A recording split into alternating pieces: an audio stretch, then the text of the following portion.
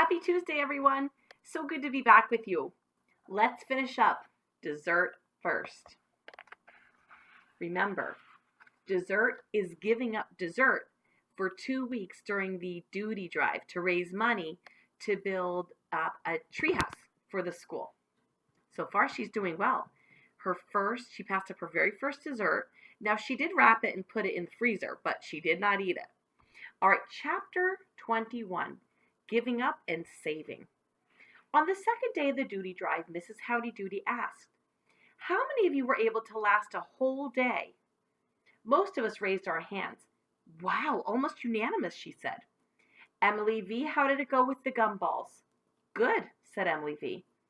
"I can hear that platform being hammered as we speak," Mrs. Doody said. "Did you stay out of the makeup, Cheesy Lou?" "I tried to. I just got into a little bit of lipstick." "Well, if at first you don't succeed, try again," said Mrs. Howdy Doody. "Did you do without your action figures, Donnie?" Donnie nodded. "How about you, dessert?" "Well, I gave up my petite four last night," I said. "Was that hard?" "Well, it depends how you look at it," I said. "Well, how do you look at it?" "I'm looking about it a different way," I said. "I'm not thinking about it as giving something up. I'm thinking about it as saving something." "What do you mean, dessert?" "I mean that I'm giving up each dessert and saving it in the freezer. I'm saving it until the duty drive is over." That's a good idea, boys and girls. "Giving up and saving at the same time," she said. "Why, I never thought about that. You can give something up one moment and at the same time save it for another moment. It's a way of rewarding yourself with something you already have." Then Mrs. Howdy Doody took an Oreo out of her top drawer, held it up, and said, "Well, what do we have here? I think I'll save this for later." Chapter 22, Just a Snack. About a week into the drive, I was doing all right with the sacrificing, saving all the desserts that I could freeze. Then the weather turned colder and Mummy got up my parka. On the way to school, I put my hand in my pocket and found something small and hard. That something was a mini Kit Kat. I didn't remember where it came from. I decided it would be okay to eat for two reasons. It was officially a snack candy, and it wasn't going to be eaten right before a meal like my dessert would be, so I unwrapped it. I started to put it in my mouth when I remembered the bad, the good, and the new. I remembered the double-deckers and Grandma's spoiled birthday and the terrible party. I remembered how it felt to be forgiven, and I remembered how Dom said the double D's were good and how she was going to put them on the menu. I knew then that I didn't want to make a mistake. I didn't want to eat it. I wanted to save it for later. I put it back in my pocket, and at home that afternoon, I wrapped it in aluminum foil and put it in the freezer with a label that said, "Old Mini Kit Kat." For the second week of the duty drive, I kept my courage and determination, and I wrapped up whatever I could. Finally, it was the last night of the drive. Mummy served fresh pineapple for dessert, so I didn't freeze it. I don't really think fresh fruit is a dessert. Then Daddy made cheese omelets with plenty of dipping sauce on the side. I loved having breakfast food for supper. Daddy said, "Is this the last day of the drive?" "Yes, it is," I said. "I can't wait until tomorrow." "Well, what are you going to do with all your sweets?" asked Mummy. "I haven't decided yet," I said. But I sat tall because I did have a plan. That night, I lay in front of a good-smelling fire. I knew that I had made it. I caught myself smiling. Usually, I hated it when I caught myself smiling, but tonight I didn't mind. After Charlie and the Beasties went to bed, Mummy said, "Well, are you looking forward to tomorrow?" "Yes," I said. "I've had just about enough of this giving and saving. Will you tuck me in?" "Of course," said Mummy.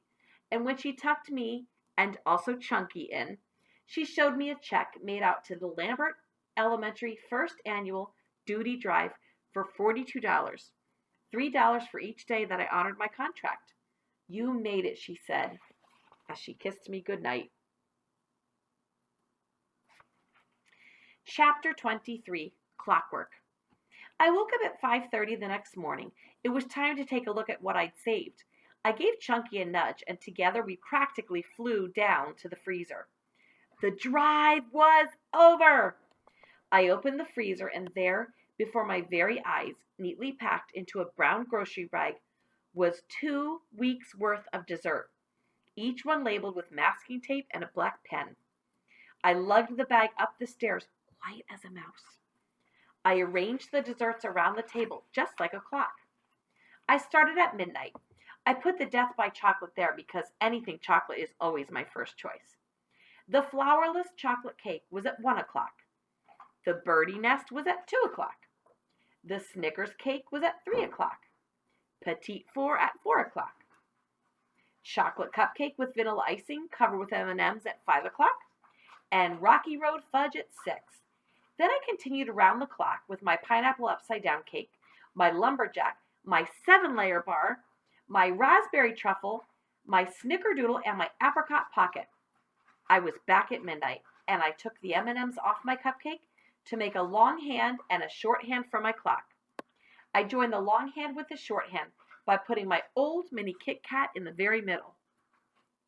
I took a good long look at my wonderful, delicious chocolate. Actually, everything else kind of a clock. I remembered to take some precautionary measures while it thawed out a little.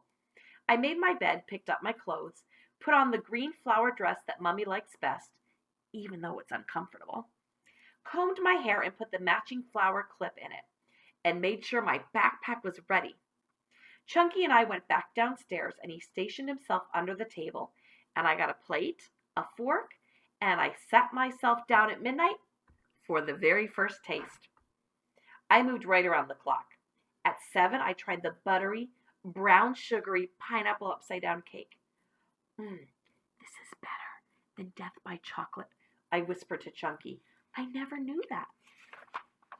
I was giving him a forkful when Mummy appeared. Chunky likes the pineapple upside down cake, I said, hoping she noticed that I was all ready for school. Would you like to try some? If you promise not to tell Charlie and the Beasties that I'm eating dessert this early in the morning, said Mummy. I'll have a taste. It's hard to resist the offer of pineapple upside down cake first thing in the morning, but I'll bring my own fork. She took a bite and I said, Mummy, how come you never told me that chocolate isn't always the best? Mummy shrugged. There are some things you need to discover for yourself, she said. And even though I was sitting in my chair, I felt like I was flying because I didn't used to know that you could give something up and save it at the same time. And I didn't used to know that chocolate isn't always the best. I especially didn't know that sometimes dessert tastes better when you save it for last. I never would have guessed that.